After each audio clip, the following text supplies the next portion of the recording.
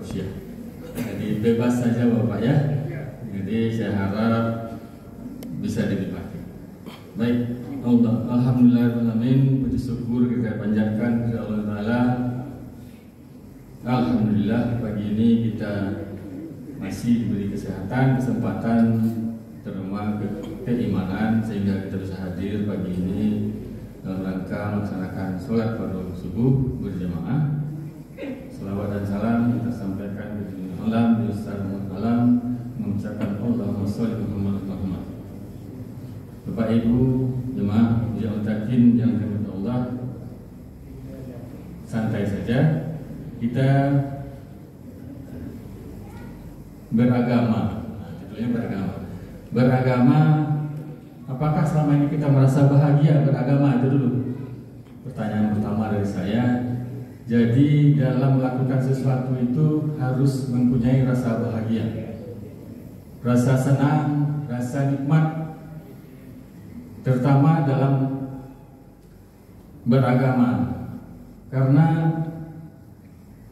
kalaulah kita beragama tetapi masih merasa takut, susah pengertian di sini adalah secara psikologi ya. Jadi kalaulah kita tidak menikmati untuk beribadah, tentu mengerjakannya kalau tidak asal-asalan atau tidak sama sekali tidak lakukan.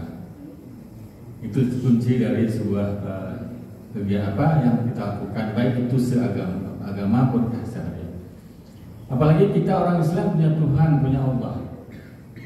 Kalaulah kita tidak merasa bahagia beragama Islam, punya Tuhan, ya kenapa punya Islam? Itu apa? Jadi seperti sering kita dengar bahasanya atau saran menyampaikan ke kita bahasanya selamat bahagia dunia dan akhirat. Bahasanya sih sederhana saja, selamat bahagia dunia dan akhirat. Tapi apa yang kita lakukan atau untuk mendapatkan bahagia dunia dan akhirat tadi kalau kita tidak merasakan dulu?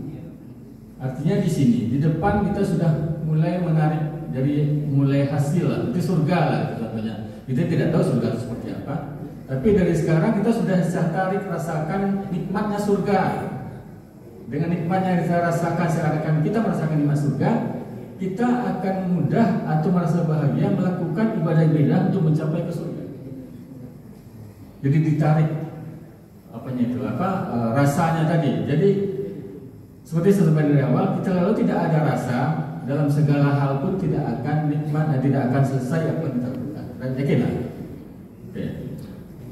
Itu satu kunci. Jadi bahwasanya kita mesti punya kebahagiaan atau merasa bahagia beragama Islam. Dan saya rasa Bapak Ibu, saya sendiri mulai atau dan sudah merasakan terlebih dahulu kebahagiaan. Sebetulnya gini, dahulu kita itu sholat masih bolong-bolong lah, gitu ya. Oke, terus dan rasanya karena kita tidak merasakan nikmatnya sholat. Yang kedua adalah begitu kita sudah sholat, terus selama ini di rumah, sekarang ke masjid, terasa enaknya sholat di masjid, tenang atau apa. Kalau di rumah tuh suka lupa. Kadang-kadang itu udah rakaat berapa ya?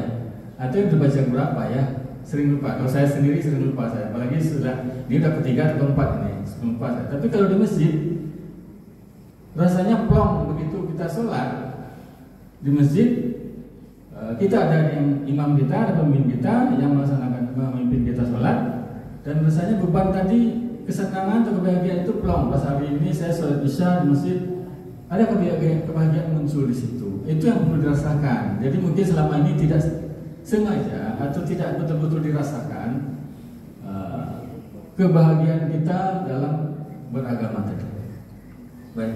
Jadi adapun di sini maaf kalau nanti ceritanya nyampur sana sini ya. Jadi sambil mengisi waktu saja kita 15 menit. Ada perbuatan-perbuatan baik yang kalau kita lakukan terus-menerus itu bisa jadi tidak baik ya. Jadi sesuatu tidak baik itu bisa aja berasal dari yang baik. contohnya simpel sederhana saja di sini adalah kalau kita bersedekah itu kan baik, terus kita selalu bersedekah ke orang yang sama atau beberapa apa. Tetapi kita tidak mendidik orang untuk atau memanjakan orang dengan dia berharap sedekah kita terus. Jadi ada baiknya kita bersedekah itu untuk bagaimana dia bisa meningkatkan kehidupannya. Itu yang kita harapkan ya. Cara bersedekahnya mungkin, makanya saya kalau terus terang di jalan-jalan itu boleh kata saya jarang yang ngasih. Tapi kalau tertentu orangnya atau apa itu pasti insyaallah saya kerja. Terus kedua adalah contoh lagi adalah misalnya di masjid lah, gampang aja, imam masjid lah misalnya. Kita tahu dia imam masjid, tetapi sebaiknya ya begitu kita mau sholat menawarkan diri ke yang lain untuk jadi imam. Artinya begini, ada kaderisasi di sana. Jadi mungkin saja ada yang kalau kita tidak ada, imam tidak ada yang lain bisa gantikan. Nah itu salah satu contoh hal yang baik bisa tidak baik akhirnya karena begitu imam tak ada, yang tak ada yang mau jadi imam. Nah itu kalau tidak dibiasakan gitu ya. Nah, baik, kembali lagi ke yang pertama, bahasanya kita mesti bahagia dalam beragama, terutama agama Islam, kita manjat Tuhan kita Allah. Sehingga dalam kita melaksanakan ibadah. Jadi kalau Islam itu, agama itu luas cakupan. Kalau bicara ilmu, makanya banyak sekali kan ustaz-ustaz kita kayak kita semuanya belajar agama Islam, tapi beraneka ragam keahlian mereka masing-masing, itu pemahaman mereka bagaimana luasnya agama tadi, sehingga masing-masing ustaz ada yang mengambil khusus keahlian fasih di bidang ini gitu ya. Jadi namun kebanyakan di ustaz-ustaz kita yang mungkin yang baru-baru masih secara umum mereka belum ada menjurus kepada misalnya yang ahli di bidang, saya juga nggak tahu fikih gitu ya. Itu yang mungkin yang mesti kita tingkatkan lagi. Mungkin dari kita remaja atau beragama itu ada juga yang bilang tidak boleh menggunakan logika gitu ya. Itu karena sudah ketentuan Allah, kenapa dihitung-hitung, kenapa dibanding-bandingkan gitu. Itu tidak, kalau saya logika itu adalah sesuatu bagaimana kita untuk mengetahui mana yang lebih baik atau mengetahui sesuatu yang di luar yang pernah kita dengar lah. Contohnya begini, contoh sederhana saja, ada seekor kambing mati. Kalau secara logika kita, kambing mati itu siapa yang matikan? Yang matikan Allah. Tapi kenapa haram dimakan? Allah yang matikan kambing. Dan satu lagi, kenapa kambing sembelih dengan namanya saja kita sembelih bisa halal? Nah coba, itu yang logika yang mesti kita cari jawabannya. Kenapa seperti itu gitu ya? Nah itu seperti hal begitu,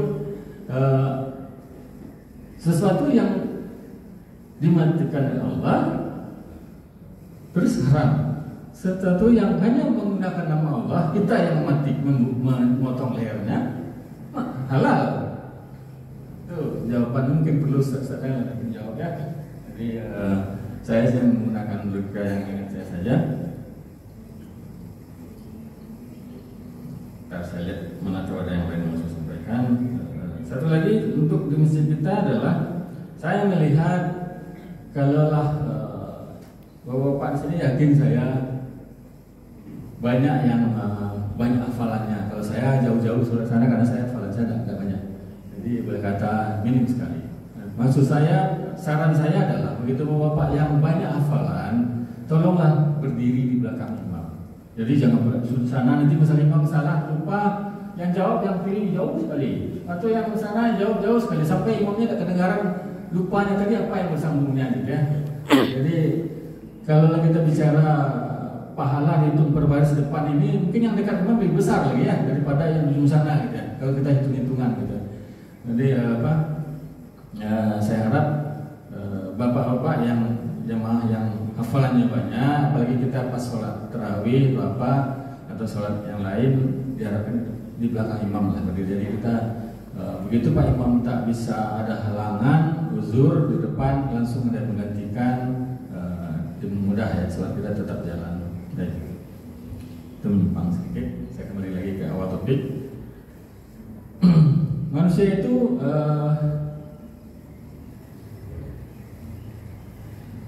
memang tempatnya salah, ya. Tempatnya berbuat dosa, tapi tidak sulit sebenarnya. Dan jangan takut pula karena kita berdosa, atau bukan memudahkan untuk berbuat dosa, tidak. Jadi jangan sampai sedih, tidak bahagia karena berbuat dosa, ya. Nanti bahasan sebenarnya itu masih pesannya. Artinya begini, kalaulah manusia itu tempatnya berbuat salah, khilaf atau dosa, namun Tuhan itu Maha Pengasih, Maha Penyayang. Itu salah satu sifatnya. Kalaulah manusia tidak ada berbuat dosa seperti malaikat, tak perlu ada sifat Tuhan penyayang pengasih. Jadi kapan digunakannya kalau semua kita tidak berdosa sama dengan malaikat? Kapan digunakannya sifat-sifat Allah yang maha itu, sehingga kita tidak pernah melakukan, tapi itu dengan tujuannya untuk kita melakukan dosa. Begitu kita melakukan dosa atau kesalahan, kita beristighfar atau taubat untuk tidak mengulangi lagi. Itu aja sih kuncinya kalau menurut saya. Jadi kita tempatnya salah, manusia tempatnya salah, dan tempat kita memperbaiki kesalahan atau memohon ampun, tentu kita kembalikan kepada Allah. Dan saya menyampaikan bahasanya bukan saya tipe orangnya santai begitu, tapi tidaklah terlalu istilahnya itu yang terlalu ngotot ya. Mesti beribadah, punya masing-masing kita itu punya selalu Tuhan buat bertingkat-tingkat, ya. Ada tingkatan-tingkatan, ada yang pertama ada fakir, ada miskin, ada sampai sekaya sekali orang. Ada di dunia ini. Begitupun beribadah, amal juga begitu. Apapun yang dibuat, yang diciptakan Tuhan, ada tingkat-tingkatan. Surga pun begitu, ada tingkatan-tingkatan juga, neraka juga begitu. Jadi kita yang berposisi pada tingkat 1 lah misalnya, jangan merasa tidak bahagia orang sudah tingkat 7. Nah itu maksud saya. Jadi orang sudah sampai ilmunya, sholatnya begitu. Kalau kita lihat, menurut kita khusyuk. Tapi kan Tuhan yang tahu khusyuk seseorang atau tidak. Jadi tingkatan itu adalah Tuhan yang menentukan. Kita jalani sesuai dengan petunjuk atau sunnah Rasul, dan kita yakini kita jalankan dengan senang, dengan arti kalau bahasa kita mengalir saja dengan pengetahuan kita, dengan kebisaan kita, dan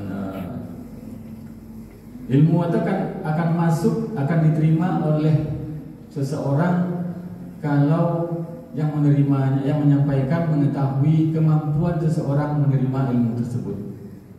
Jadi tidak pula kita bicara langit, tapi yang tinggal di bumi terlalu jauh apa yang disampaikan, sehingga tidak masuk ke hati orang-orang yang mendengar apa yang kita sampaikan. Mubazir juga jadinya kan. Jadi yang kita sampaikan tentu kita tahu kepada siapa yang kita sampaikan sesuatu, dan dia bisa memahami apa yang kita sampaikan. Begitu juga kita beragama, kita tahu apa yang ada sekarang, tentu kita berusaha untuk lebih baik dari apa yang sekarang. Itu salah satu. Kalau kita masih hidup, ya tentu kita punya keinginan untuk lebih baik dari apa yang ada hari ini. Itu saja. Dan cukup jam 6 belum? Kira-kira masih? Oke, baik. Itu saja mungkin dari saya. Perlu di sini saya garis bawahi lagi, marilah kita berbahagia dalam beragama Islam. Karena kita punya Tuhan Allah, tempat kita mengadu, tempat kita meminta, menyampaikan sesuatu yang kita tidak perlu sampaikan ke orang lain yang tidak bisa menyelesaikan. Paling tidak dengan merasa bahagia penting bahagia di sini Bapak Ibu, bukan karena punya banyak uang, bukan karena punya rumah banyak, bukan karena sesuatu yang banyak yang melihat dari mata kita itu orang kaya itu akan senang, belum tahu. Bahagia itu adalah secara batin. Jadi tidur orang kaya dengan orang miskin sama saja, dia tetap tidur, ya. Jadi dalam tidur pun bisa kita masuk surga. Itu bahasanya tidur bisa masuk surga. Pengertiannya begini. Ulang nambah lagi dikit. Tidur pun bisa masuk surga. Pengertiannya gini. Saat ini misalnya kita lagi duduk-duduk, terus daripada kita pergi keluar kemana yang tidak jelas, ya, sudah itu kita kecenderungan untuk berbuat salah itu pasti ada. Artinya ada potensi kita akan berbuat salah kalau kita keluar atau kita ketemu sianulah, asibilah, bukan tidak melarang kita ketemu. Tapi tidur pun bisa berpahala. Ini pengertiannya, dan kita niatkan bahasanya saya tidur untuk menghindari maksiat, saya tidur untuk menghindari gibah, saya tidur untuk menghindari ini, saya tidur ini. Itu yang tidur berpahala, ada pahalanya. Jadi kita niatkan saya misalnya tidur karena bla bla bla, bisa begitu. Jadi tidur pun bisa kalau bahasa apanya ujungnya pasti surga dari ujungnya, ya. Jadi hal sepele yang kita tidak sadari kita lakukan itu berpotensi pahala. Nah, itu nanti lain lagi. Itu aja mungkin dulu, ya. Nah, mungkin yang lain bisa mengaji apa atau ada menambahkan, silakan. Saya akhiri. Wabillahi taufiq wal hidayah. Wassalamualaikum warahmatullahi wabarakatuh. Waalaikumsalam warahmatullahi wabarakatuh.